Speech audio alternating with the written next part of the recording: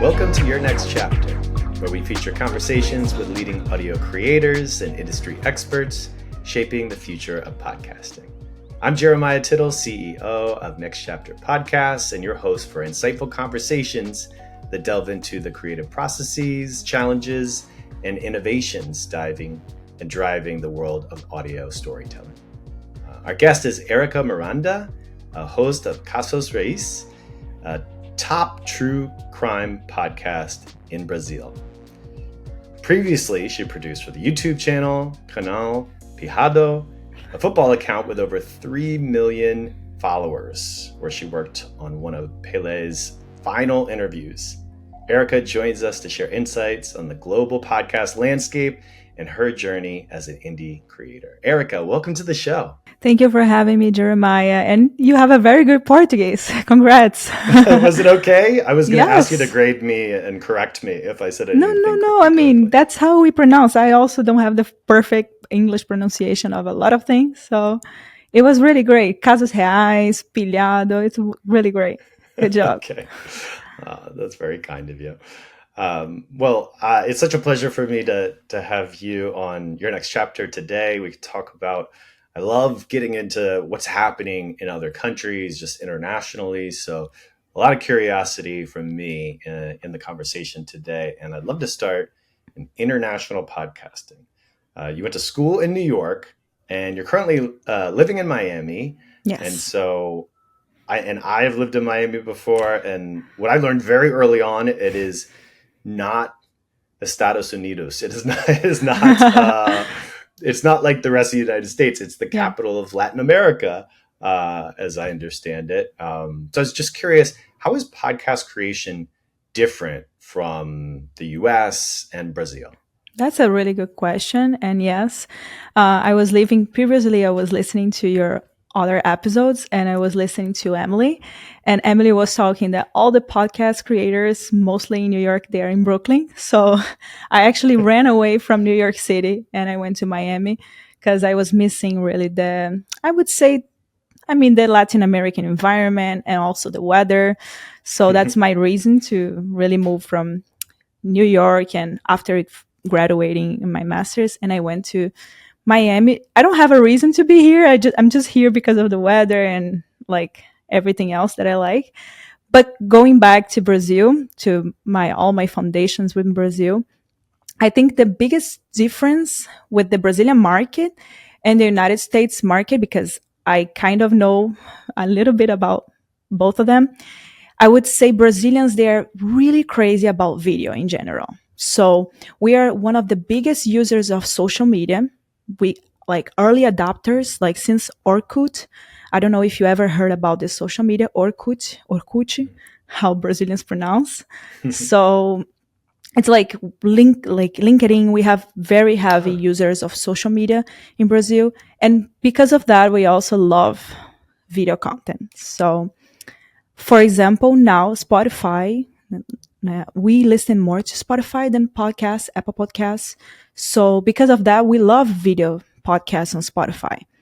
And Brazil is the second biggest producer of podcasts in the world after United States. Wow. Yeah, I even talked to my Spotify friends in Brazil and was like, guys, this is still like up like the number, and they are like, yes, we're the second biggest producers of podcasts. So you can imagine how we are crazy about video, and that's why also if you talk to any Brazilian, we're gonna be like, oh yes, I listen to this podcast on Spotify. And if you ask about Apple Podcasts, they're gonna be, oh, I don't use it. Hmm. So I would say that's the biggest difference is the way we consume.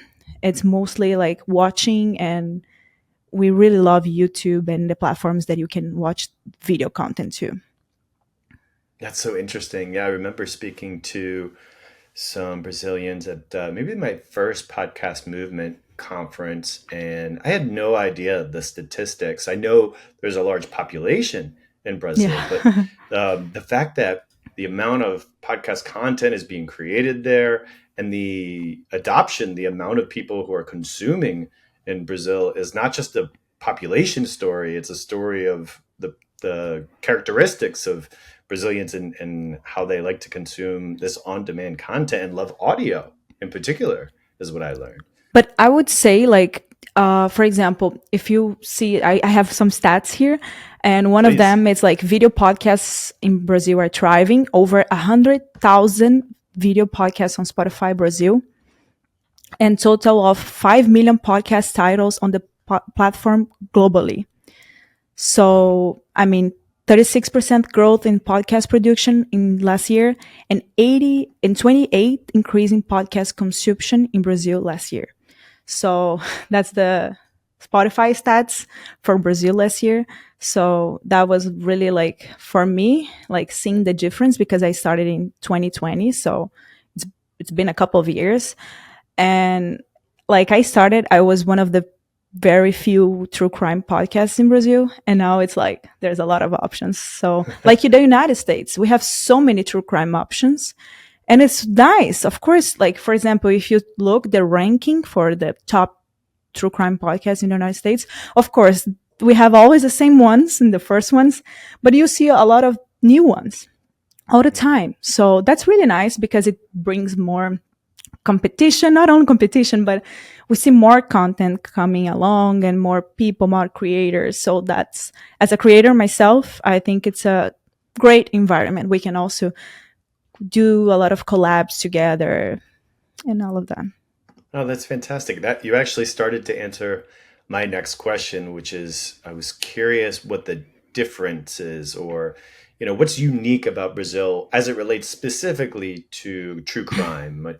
You told me about the market, but is there any maybe storytelling differences or something Mm. that Brazilians really desire more in true crime down south? I think this is a little bit, I would say that's my personal view of this. Hmm. Usually the crimes in Brazil, we do not have a very strong law.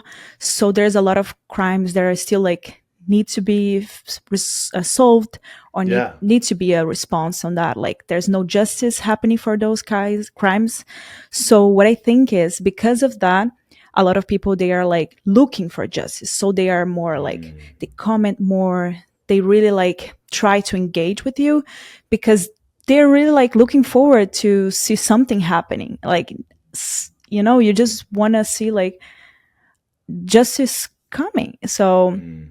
sometimes in the United States, you see like, oh, so we have the beginning, the middle, and the end of the story. It's like, oh, so this guy went to the jail and this happened. We had the trial, we had everything. In Brazil, it's like sometimes you wait 5 years for a trial. So Mm. even, or if it happens, it's like this person stays like 3 or 5 years in prison. So you're like, everyone is like very more emotional, I would say.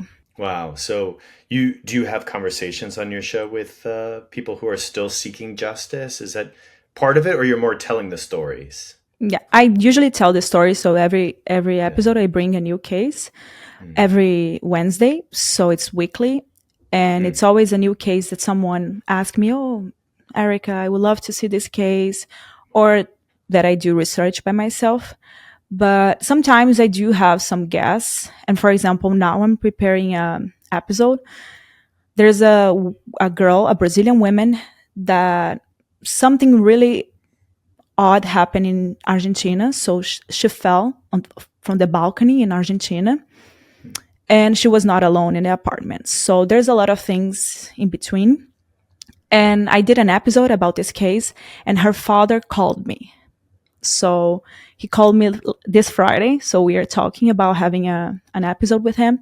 So usually it's like this. So someone who's involved in this crime and is looking for justice. In this case, we still don't have anything from Argentina or Brazil, like to really figure out what happened. They are not looking really to her case. So that's what her father is looking for. And sometimes I try to bring voice and open the space to help them to, be heard about what they want. Yes. Wow. Yeah, that's got to be really intense, these conversations, especially when a family member So, is you need to be wanting very the careful. truth. Yeah. Yeah, yeah. Wow, that must take some real poise Yeah. from you. A lot of respect that I have for you in this work.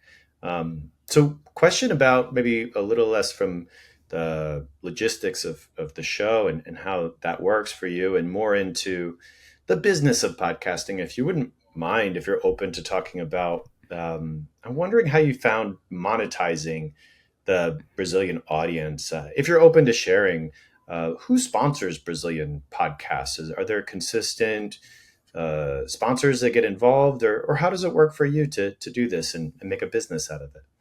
That's a really great question because I would say for a very long time, I would say for a year, my first year, I was doing the podcast without zero, like no monetization, nothing, really nothing. I would say not even followers. So that's the reason too. So Brazil, it's very established as a YouTube platform, as the whole world. So creators, if you're gonna share like a 30 minutes or 40 minutes content, you go to YouTube, and you share your content on YouTube, and you make money out of it. It's clear, basic, right? We all know Hmm. how it works. So when Spotify came and podcasts in general, as I told you, Brazil is really strong podcast, video podcasts. So how do you use the podcast network? The advertising at network Hmm. if you're in video. So that's the biggest challenging that you have in the United States, running all the networks, all the like the back end monetization. Yeah. In Brazil, we had the video podcast, so you can monetize on Spotify. Yes, it started like 2 years ago, end of 23. Yes, end of 23 started as a beta version of the Mm. monetization of Spotify. So I was one of the first podcasts to be on the beta. So I assume that we are still under the beta Hmm. because it's not like 100% running. So but that's how we monetize in Brazil. If you have a podcast right now, it's through the Spotify monetization program. And also if you Okay. do baked in ads like normal as you would do, like branded content, branded sponsorships and things like that. Yeah. Has that worked out where you've had sponsors reach out to you, and or is it something where you've thought about getting in with a network, or is it more you stay independent? I'm just curious. Yes, that's a good question. Yes. So as I was telling you, there's no many like not you don't have a lot of options of networks in Brazil as of now. There's one podcasteria which I'm part of, but I'm independent, so I can Mm. sell myself and then they can sell me. But if you look, their podcasts, they're mainly on YouTube.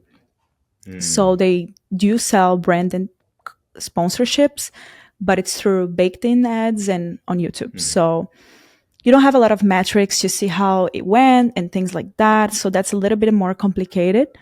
But yes, we have some networks. And for me, the first year was really challenging.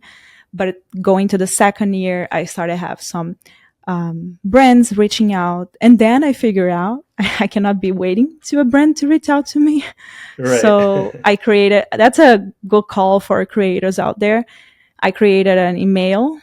I have my Casos Reais podcast, email, and I created one that Hmm. is commercial.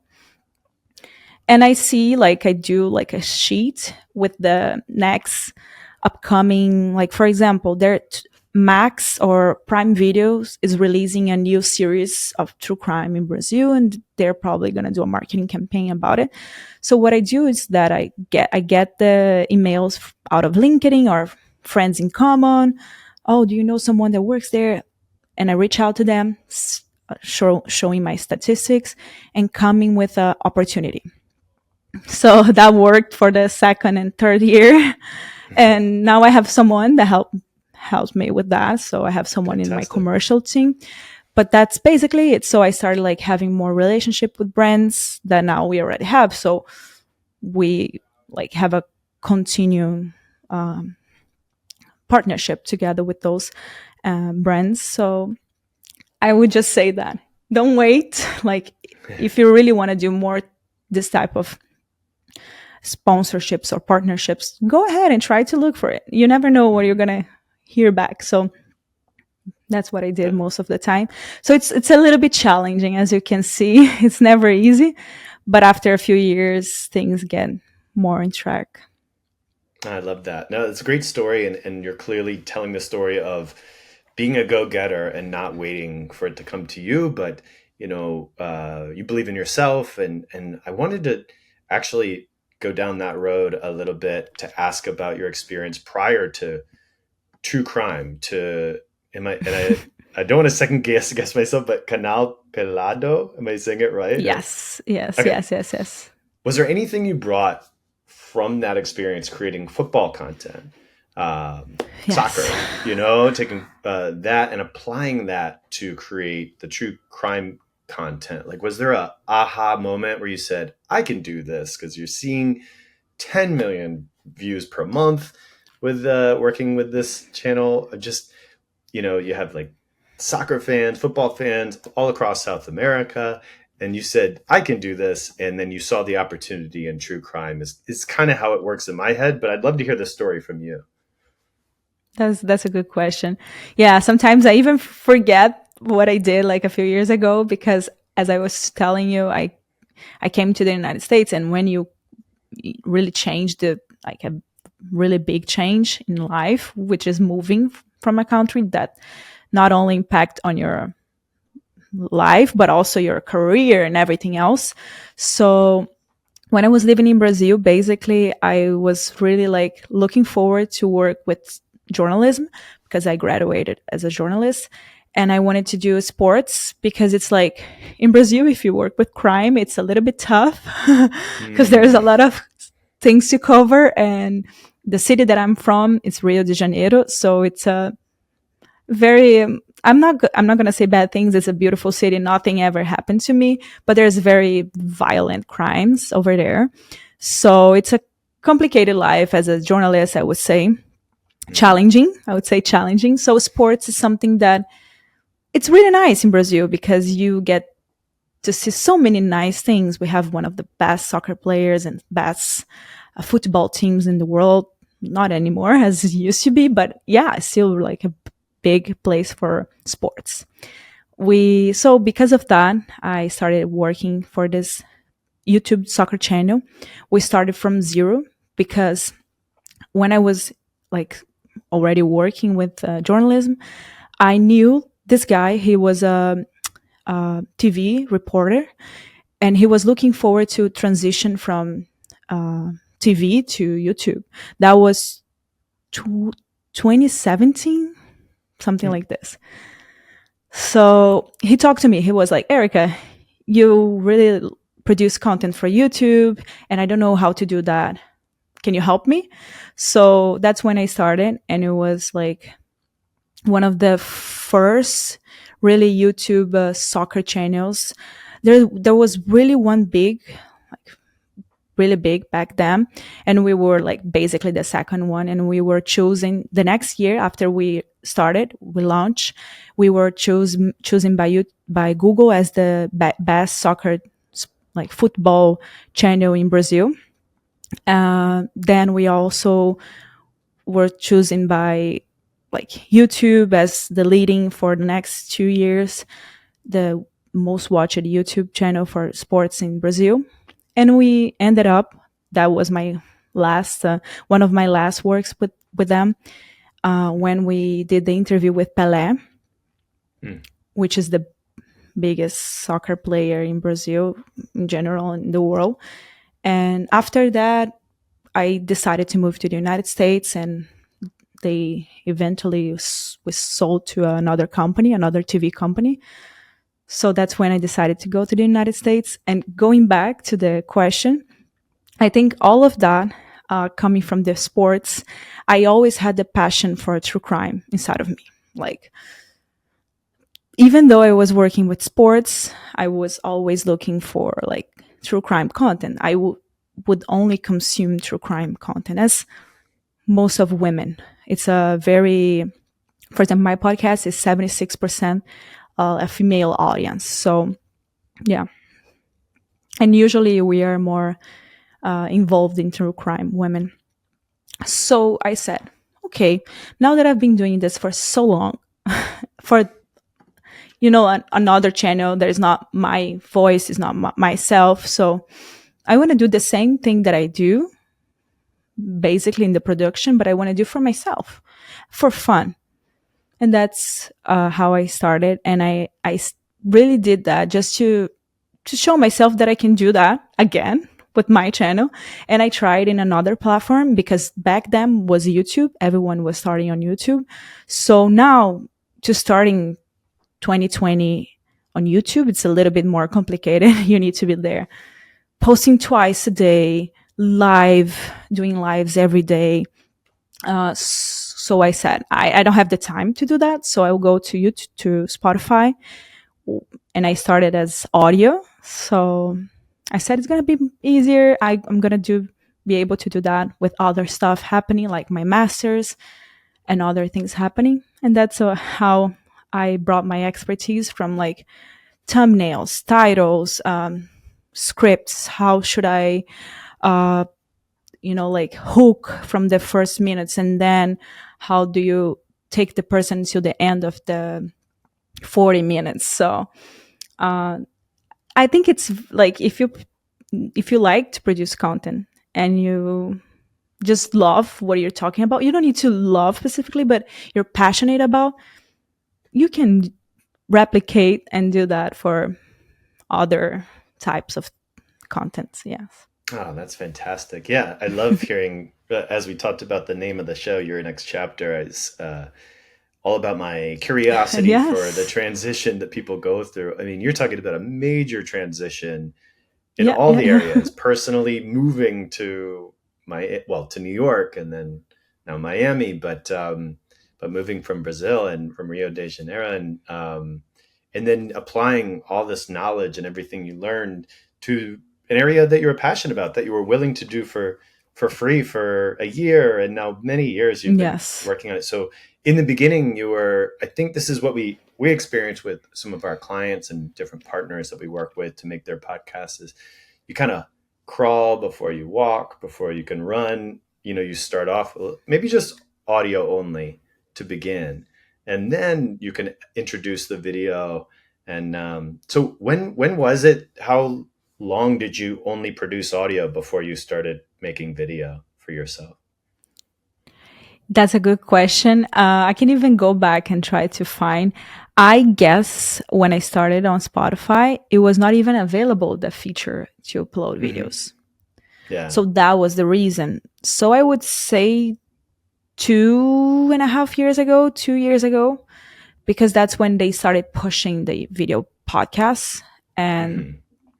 that's why I started. Of course, it's really good to record and have the possibility of doing short content for social media and also posting on YouTube.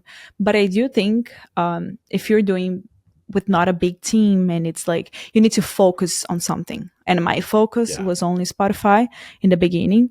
And that's why I think that's why I started producing videos after, I would say, after 1.5 years, 2 years of podcasts.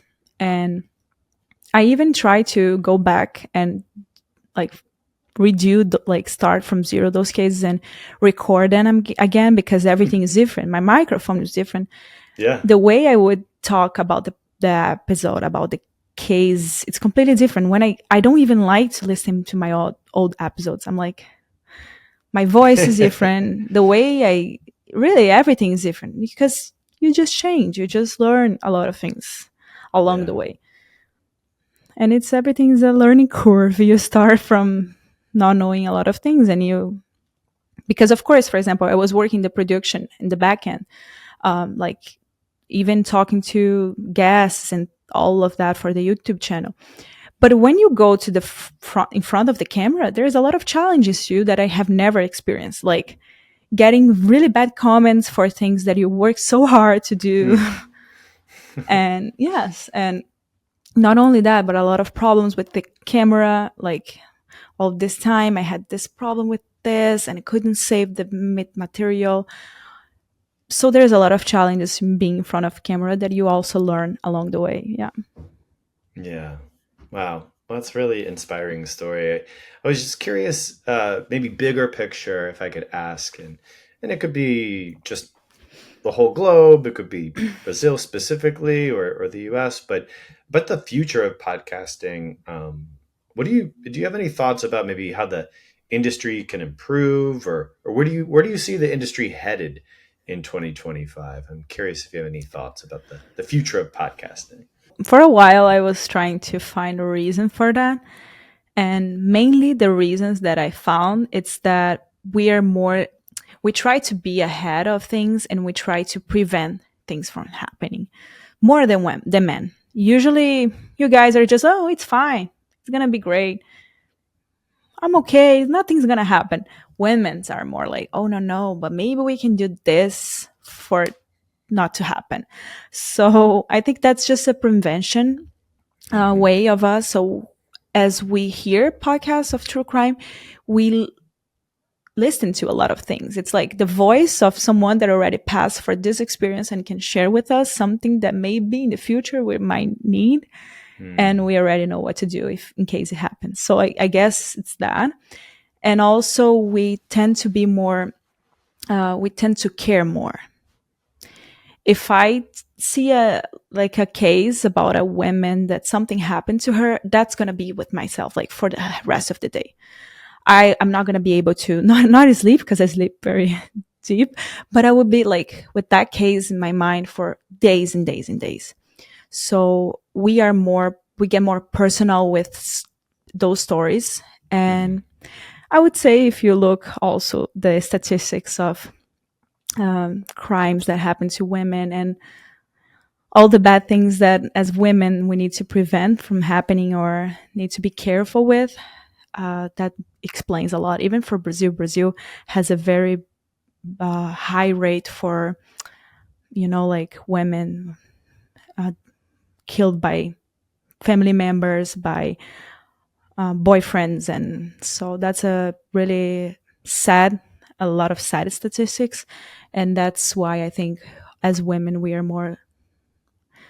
we like to listen to these stories and try to figure out what we can do to prevent that. I think this is the best answer that I've asked a few different, mostly women, but some men as well, just looking at, media, podcasting specifically, because it's such a big part of the industry. But I've been trying to understand it more, and and your answer, I think, is the best answer that I've heard. I feel like Because you I have was such a good. really careful. I was like, I really need to understand this. Why? Because it's a big difference. Like, if you look to Crime Junkie, if you look to my podcast, all of the big podcasts in the world, you're going to see them mostly the listeners are 76% women. Of course, we have men in between, of course, but usually it's a big difference, yes, of numbers. Well, thank you for answering. It was one of the most difficult questions that's always been, as we ventured down into when I look at the overall statistics of the industry, because I'm just curious about where it's going. Thank you for educating me, and I'm sure our listeners as well. But there's any other answer that you saw that maybe you thought it was interesting, or do you have your own like ideas about this? I would love to understand. I think it's accurate. I think there's some of my thoughts about it were around, yeah, just like this idea of how are all the different ways that I can get into trouble. And the more I expand my mind into like the deep corners of darkness, then it maybe is a psychological benefit to see these, to experience or think about these horrible things, so that I have, so nothing surprises me, sort of thing. So it's kind of a version of that self prevention, but yours is more, I think, active in the prevention of these terrible things that could happen. No, and also I would say also another thing. It's just because true crime content has a beginning, a middle, and an end. So if you get hooked in the first minutes, you want to listen to the end because you want to know what happened and the details about it. So that's, for me, that's also another reason why true crime, it's such a content that you really have listeners until the end. It's different from any other content that people can leave and they can do something else later. But no, true crime, they want to listen what happened. They want to know really what's the end, So that's the thing. I think it's also an addition. Yeah, that's really interesting that if it's a chat show or something, like that's not the same as something where if you listen to half an episode and you don't find out the result, that could drive you crazy. Like, yes, you need some completion. You need some comfort to know the full story. Even if you Google and you know what happened, you want to know the details, how that happened, why that happened. There's any end for it or where they are right now, No, that's a really good point. No, this is I'm more educated on true crime than I've ever been, I think, based on this conversation. So I'm grateful to you. Of course. And really just in awe of what you've built, with your own hands. And I know you have people helping you and you're developing it, but I just think it's really something. You have my respect. So I also end every episode with the question, as is the name of the show, what's your next chapter, Erica? So basically, I am really looking forward to produce something that is not only podcasts right now. I don't have anything official, so I cannot say anything.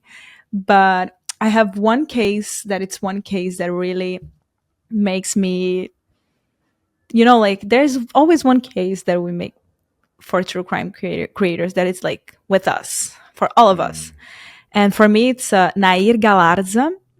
She's there's also other ones, but this one is one I've been thinking more about lately.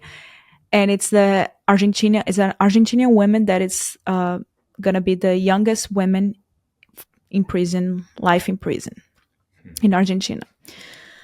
The story is really interesting, and there's a lot of things going on in between.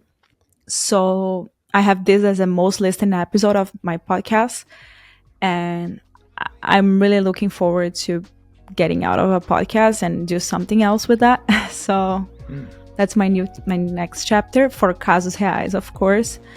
But we never know what can happen in between. Sometimes better things come along the way. So let's see. But I would love to maybe try another type of media.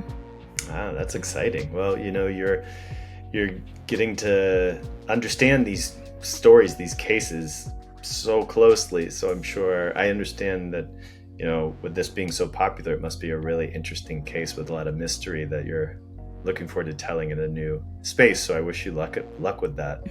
Thank you on that one. This has been wonderful. So thank you to the listeners for listening to this episode of Your Next Chapter.